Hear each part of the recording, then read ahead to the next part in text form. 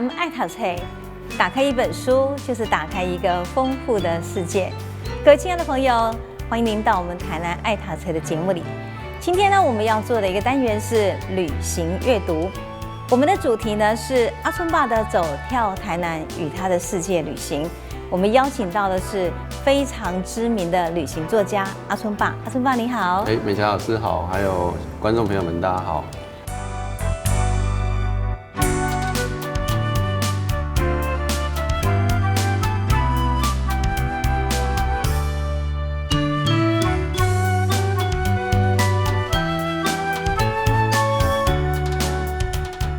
每个人呢看到我们台南爱读册的一个看板主视觉，马上就指那个我认识阿春爸，可见真的是红到不行哈、哦。所以后来就发现说，我们以后这个头发的造型要稍微跟阿春爸参考一下，这样至少呢，我觉得形象是很要紧的。是。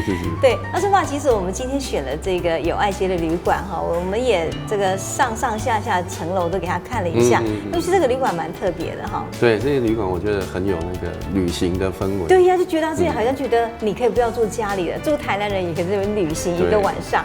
尤其是大家非常喜欢他的那个厨房，对不对？对。你会觉得对他厨房印象怎么样？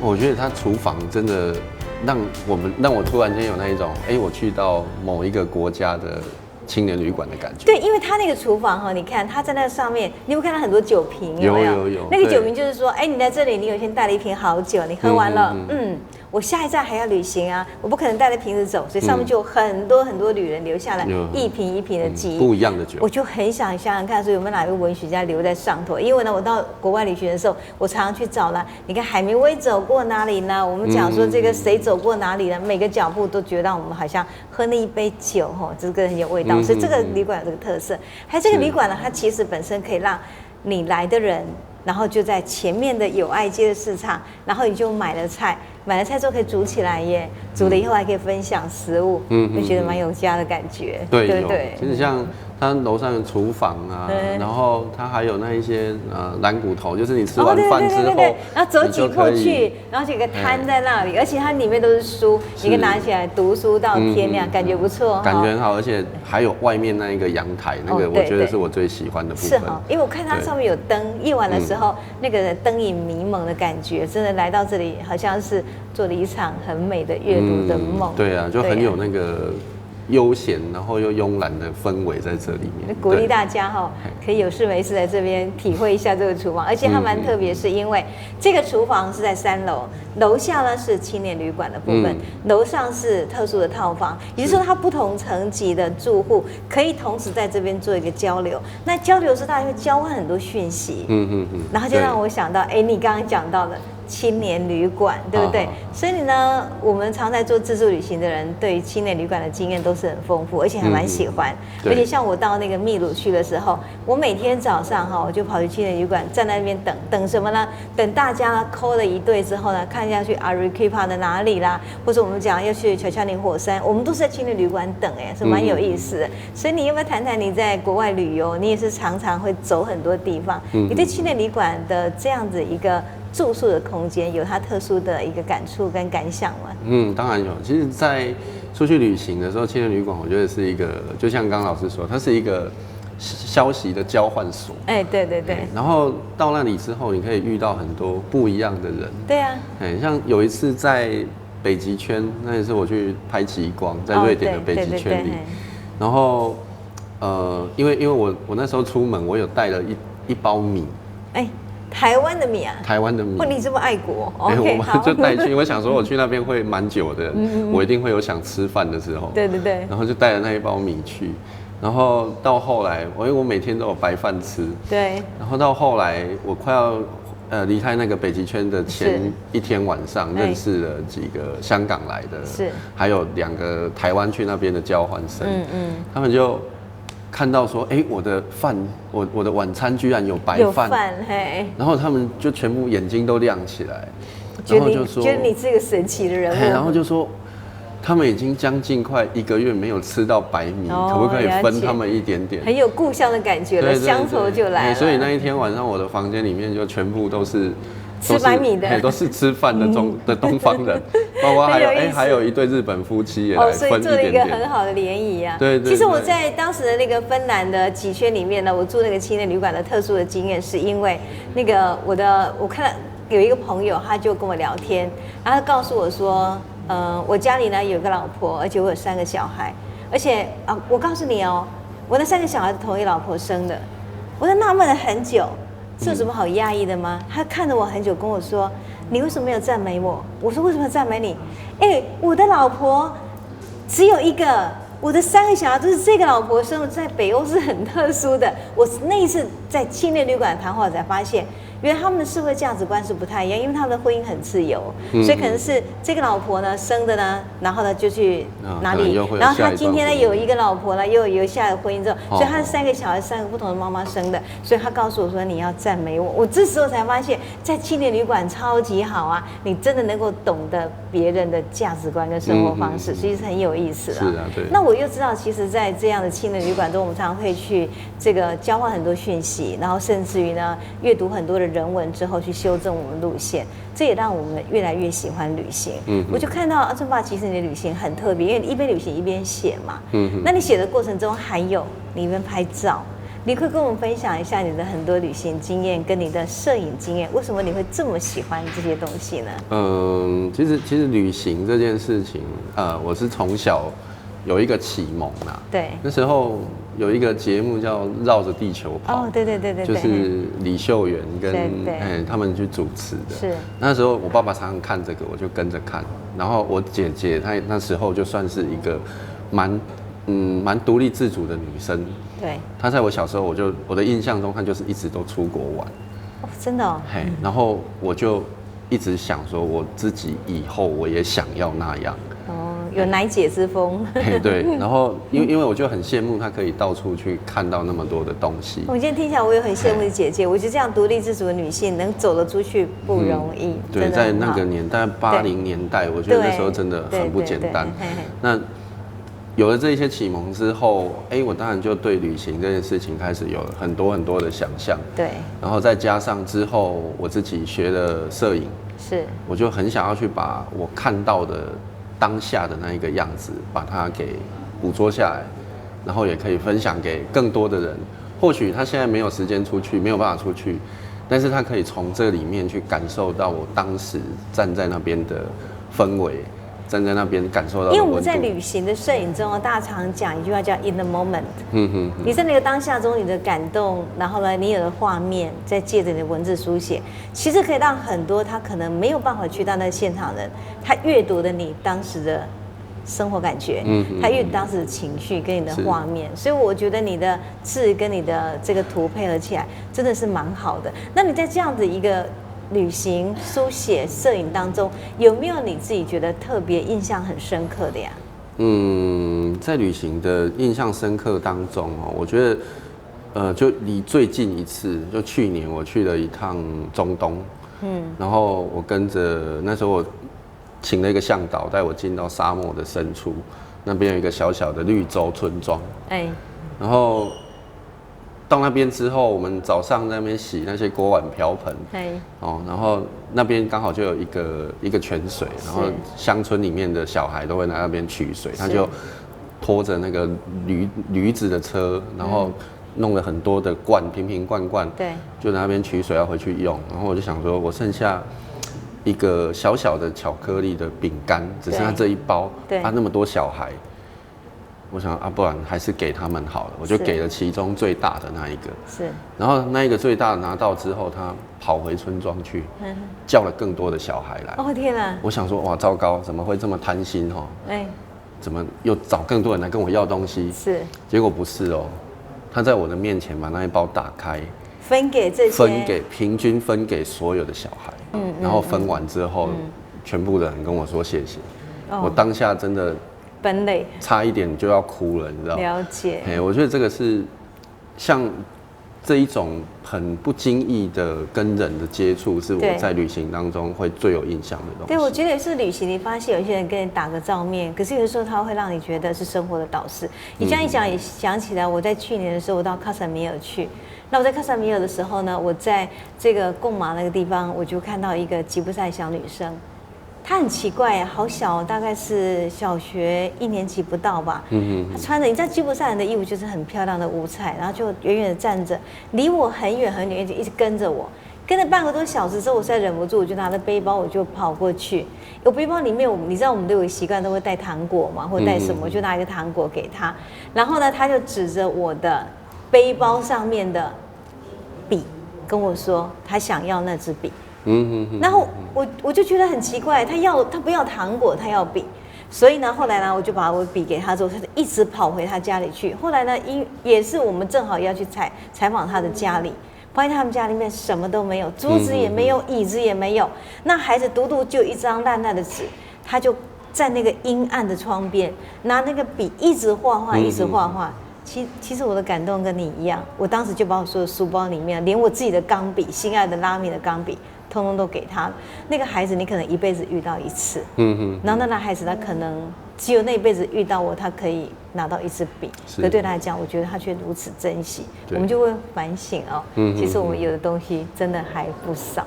对呀，所以这是真的蛮好，所以你会把这种感动呢一个一个把它写下来。但是我觉得我们在旅行中，我们也会因为这样缘故呢，去拍摄很多很难忘的画面。那你有没有特别哪些在拍摄的经验中，你自己是觉得比较难忘的画面呢？我觉得应该是看到极光的那一次吧。那一刹那。对，因为那一天我记得很冷，在外面零下大概30度左右。然后大家都躲在那个车子里面等，但是我就觉得我不想错过任何一刻，所以我就站在外面，就只有我站在外面等。所以只有你看到极光。那一天是我最早看到，然后开始呼喊，大家全部都跑出来。然后极光出现的那一刹那，我觉得那还蛮不真实的，就是它原本只是像一条白白的云，然后突然间就好像有人施了魔法一样，点了一个什么，它就砰，然后它就突然间全部拉出来。那一个瞬间是我到目前为止我觉得最不可思议、最感动的一刻，是让我觉得除了我们生活在这里，我们这一些生物是有生命的以外，我觉得这一个世界、这个地球，它自己也是有生命，而且它真的是会动的，它会自己去 miracle 的去展现自己很多很多的奇迹，对不对？对。所以你说零下30度，天啊，你比我厉害！我去南极都还没有那么冷，所以呢，真的是不简单。那我是觉得，其实透过每一个这样的摄影的画面，我想可以把当时呢你在感动中所看到，也许我们要跋涉千里，或者是我们讲说你要等待很久才能看到的一个东西，把它给显现出来。可是，在所有，因为我们旅行并不是跟团，是自助，所以在自助旅行的过程中，我觉得它比较好是说我们可以停下来书写。所以其实在这个友爱街旅馆中，我有发现到这一本，那也是跟阿春帮我们一起来分享这个旅行跟咖啡这本书，其实它真的挺好的哈。你会发现这个作者很特别，有啊，他画了很多的插画。对啊，对啊。然后因为旅行带个咖啡杯上开始画画，那个感觉很好。所以其实不仅是摄影，不仅是文字，就是画画呢。留在你曾经走过的地方，其实也是相当有美感的，对不对？因为我蛮好奇的，为什么阿春爸你当时会想到说这个推荐这本《因为寻找所以看见了》这本书呢？因为第一个是谢哲青老师一直是我还蛮欣赏的，等于是我的偶像之类的。有孤独的行者。对，然后他每一次的旅行，我觉得他看到的都非常的深入。对，就是他从文化面去讲，从艺术的角度去讲，从历史去讲。对，那每一趟旅行下来，就有非常非常多的他的获得就很多。那我也希望自己可以跟他是一样的。哦，了解。其实那个谢哲青目前是我们大家非常喜欢的一个旅行作家。我觉得他提供一个很大的可能，是因为谢哲青他每次旅行的书写中，他都有很多我觉得人文的资料的背景做他的 suppose。所以他随行到每个地方，事实上他背后带来的，我认为他的大数据或资料的能量是很大，所以对这地方的当下感动就会很深。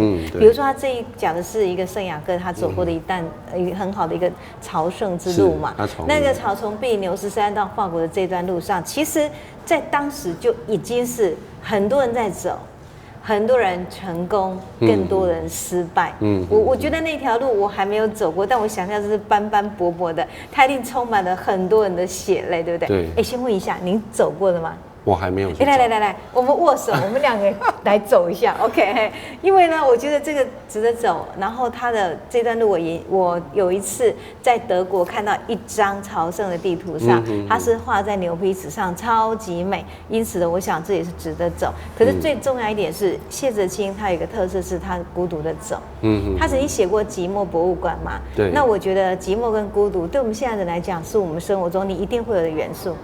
可是不要害怕。就自己走，就如同因为寂寞跟孤独，所以你一个人看到极光，你看多好，上帝给的礼物啊！其实，他书里面一直讲到一件事情，就是自己一个人的旅行。对。然后他并不是告诉大家说，他有很多，比方说为赋新词强说愁这样的东西。对。他只是希望说，他可以从这一趟自己一个人的旅程里面去找到更多认识自己的方法跟角度。对，我觉得那个有一点就像那个在日本他们有那种行脚，你一直走，你带个斗笠，你拿着那个杖一直往前走，然后呢，我们讲说竹杖芒鞋轻胜嘛，你只能看自己，那就慢慢想，我觉得很好。所以呢，这本书呢，我们也可以让我们喜欢读书的台南爱台城的朋友，也可以把它读它一读。可是旅行的过程中，我们总是走出去嘛。我觉得我们走出去的时候，我们都会带着台南走出去。对。因为什么？我记得我也是到英国去30几天，你就不知道当时在剑桥，每天都好想那个阿国鹅肉啊，好想那个小肚意面哦。有一天晚上就想到整夜睡不着当然，我觉得是口腹之欲啦。可是更重要的是，我觉得在精神上，我们也会带着台南的经验去做重叠。因此，我就很想问你一个问题：当我们旅行这么多的国家回来之后，在做书写的过程中，再回头看台南，我们上集呢访问的你怎么写台南，你会觉得有不同吗？或是你觉得它的不一样又在哪里？其实，在回来看到台南的时候，我会把其实最大的不同点，我觉得是。第一个是家乡的温度，对，就是回到这边你会觉得很习惯、很舒适，对，因为这原本就是自己成长的地方，主有主哉啦，你就会觉得特别的放松，对，那个虽然国外可能它的有大山大水，风景很美，可是再怎么样你都还是会去想念这边可能一个小小的巷弄里面的某一个小店的昏黄的灯光，那个两者之间是完全不一样的，对，所以。当回来再看到台南的时候，我都会觉得，如果说像这样子的一个生活的方式，可以让更多世界的人他也可以来体会看看的话，或许我们也可以成为一个非常国际化的城市。所以就说，其实你因为旅行的经验中，更强化了你。事实上，我们看到台南更美、更精准的美的地方，对不对？那不仅仅是台南的食物而已，那可能是台南的人文风情中，其实它比较不同。我们常常讲一句话说，越在地越国际。对。所以有些时候反而要颠倒想说，你从国际化的视野走了一遍之后，就发现原来我们这个在地那么值得珍惜。就是一个生活感。对，台南的生活感我觉得非常的强烈。对，这个我觉得很值得推荐给来自世界各地的人。对，所以就因为这样缘故呢，我觉得我们说他山之石可以攻错，在某个角度上是因为你看到从外面的世界里头的那些，好像我们觉得它事实上好像有一点不是很适应，或是他觉得可以再改善的部分。等到回来台南之后，发现其实所有的花园、所有的美景、所有的最好都在这里。那我们为什么不要好好把这块地方把它做得更好？这反而是很多旅行人的经验啊。我有很多朋友出去旅行哦，他就讲不出这种。他说老师，迄几天就好文啊来讲诶，我讲的是讲我们知道安怎吼，去外口遮久啊，结果上怀念的是台南的家食啦哈，所以才告诉你说那些鹅肉啊哈，那些阳春面啊哈，那个肉色饭啊，反而变成大家最想念的家乡的味道了。对，我每次回来，第一个会去吃的东西就是早上的沙巴伊糜。哦，了解。所以有些时候我就发现说，走出去了才知道故乡的好，这会是我们写台南的时候，自己觉得自己强度又会更加增强的很大的原因。那我相信我们看过阿春爸，你有很多很多你对于世界各个旅行的书写。那每一次我都觉得看得蛮感动，因为我觉得真的用心在旅行，真的用心在摄影，真的用心在书写。我很想问你一个问题是说，如果现在要你讲你觉得最难忘的一个世界的风景，你会讲哪个地方？我想应该是老师应该也去过以色列。了解。对，为什么会觉得那边的风景让我印象深刻？我去了哭墙。哦。感触很深。然后我在哭墙前面待了，就是每天晚上我都去，是我去了4个晚上，是就为了我想要抓到一个我心目中想要的画面，是然后到了第4天晚上，我终于看到那一个画面，而且是在我要离开的那一刻，就是突然间转头，看到，因为我想要有一个老人，对，他就是非常自然的若有所思坐在哭墙的前面。我想要这样子的一个画面，然后那个时间的明暗度跟什么就又刚刚好，然后就按下了那一个快门。我很好奇，因为我到哭墙去的时候，哭墙永远有许多人在那边哭，而且我觉得他们的哭是很真诚的眼泪。然后哭墙的所有墙面上，因为几百年来大家在哭墙上面哭。所以你可以甚至感觉到那个墙上所有被抚摸过那个墙都凹下去，那种感觉是真的很强烈。然后我就发现，在哭墙里面呢，他扶着墙去哭泣的人，他仿佛把他这一辈子所受的苦难就这样倾巢而出，肆无忌惮的眼泪的奔洒在那边。所以到哭墙的时候呢，我们看到就是情感很大的释放跟发泄，或者这种苦难很大的哀嚎。在以色列人他会觉得，这个就是一个最大的沉痛，对不对？对。那你要抓的画面，既然是很宁静的远观，因为老者为什么？因为其实第一个就是他们在那边发泄过后，对，其实一切还是回归到他们最原本内心的那一个很虔诚的信仰。是，那信仰，我觉得对很多他们那边的老人家来说，他们已经从年轻时候的那一种非常激动的，然后充满情绪的，到比较有年纪之后，他们开始慢慢的淡化掉。对，所以我想要找到的是那样子的感觉，就是比较悠然自得的，比较泰然的。我了解，也许像苏东坡讲的“回首向来萧瑟处”，萧瑟人还在那边哭。对，可是归去也无风雨也无晴，可能是说看这种事情淡然了。但是他的故事是全部都在他的脸上的。对，是可以看得出来的。有人讲说，其实最沉默的悲伤，它其实是没有眼泪的。然后呢，最深沉的哀嚎，它本身也许是没有哭叫的声音的。所以在静静的凝视的时候，就是这个样子。因为我们发现呢，当那个世界的一切沉淀下来，像水流一样慢慢的桑桑而去的时候，像那个俄国人小说静静的顿河，那反而是一种生命中最深层的哀伤。是。所以我觉得旅行中其实很有意思，它会让我们看到很多很不一样的，我觉得人文的关照，内心的一种省思。我在读这个谢老师这一本书的时候呢，我就看他的朝圣的一个最后的结尾，他这样讲，他说：仪典结束之后，我倚着墙，坐在大广场的角落，直到第一颗星星在西方的天空点亮。我不想结束这个旅程，我也无力思索它的意义，并不是抵达终点才能发现它的内涵。所以呢，我带着失望跟怀疑离开家门，在不断行走中，我遗忘也释怀。朝圣是时间跟空间的炼金术。我觉得他这段我看的感触蛮深。第一个是我认为，好像有一天当你的脚步出去之后，你就不会停止一直往前走了。那第二个，我相信旅行是一个很好的炼金术，不管是你看外国的世界，或者我从外国世界回头看我们台南你所书写的一切。所以我最后想问你是，我相信你这个脚绝对是异动的心也停不下来。我相信旅行对你来讲，你也真的提供我们很好的素材去阅读世界。那你对你自己还有旅行，你的期许是什么？就是我一直是用这样子的心态，就是出去之后，在很多的地方，会有很多外国人对我们非常的好奇。对。那这个时候呢，我觉得就是把我们的故乡给推广出去的一个很重要的时候。我会把我手机里面很多关于台南的、关于台湾其他地方的，给他们看看台湾的海，给他们看看台湾的山。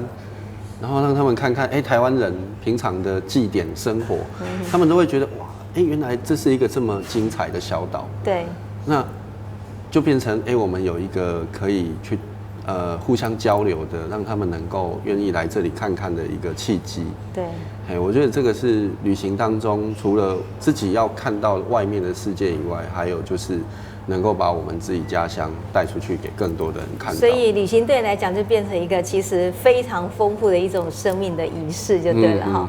我相信是啊，因为外国的哲人也这样讲说，旅行在他方。我相信每个人的生命中都有一个想象的他方，而那个他方呢，如果没有借着旅行，我们就没有办法实现，也没有办法发现，也不能知道它的美丽了。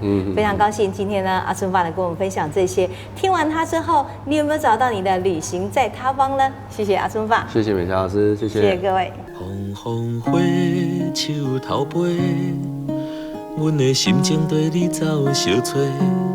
风风花烟拍拍，离离点点一地走拖。